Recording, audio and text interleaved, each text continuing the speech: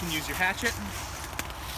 Safety off. Again, same idea. You want to know your area or rope off an area.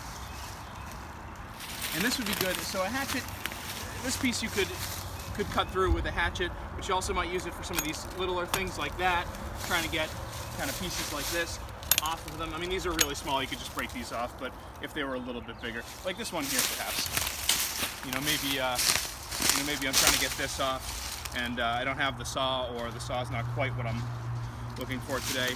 You could hard angle. You could break that off.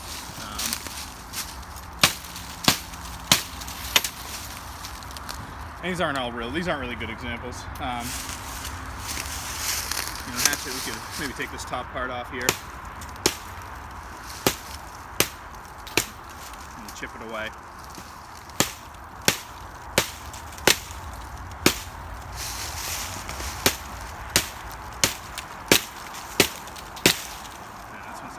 So you can see how it's taking chunks away.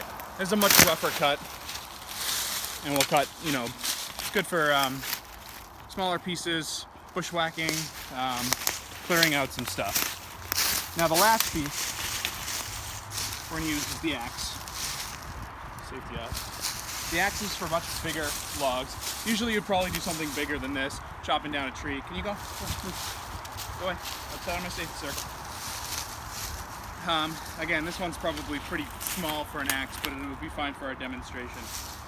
Now, an axe is a lot of power. It's a heavy head, sharp, but we're not really relying on the sharp quite as much as we're relying on sort of the gravity and our own kind of power.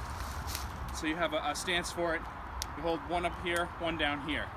You're going to come up over your head and down. Your hands are going to slide together using gravity and momentum to break the wood.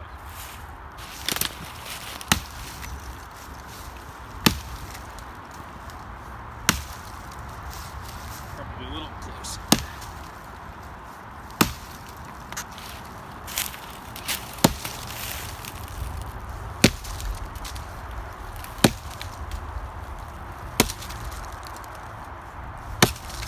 And yeah, you can see now this one's a little wet, but you can see we're starting to take chunks out of it. So we're kind of going at angles and we're taking chunks out of it, and that'll let us get down a tree or break through.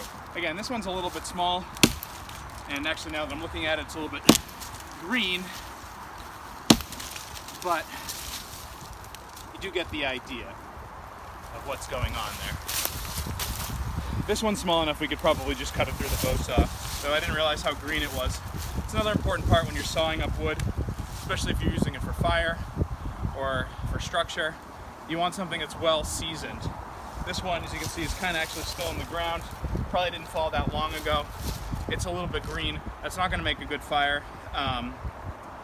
We could cut this up and season it, but this won't be really good for firewood or anything till next year. That one, if we broke up pieces and cut it up, that one would be good firewood and kindling for this summer. So that's the basics on how to use these tools. Again, these are super dangerous tools. Safety is the most important thing. Making sure there's no one around, dogs or people. And again, the rope for axe yard is probably the best way to go.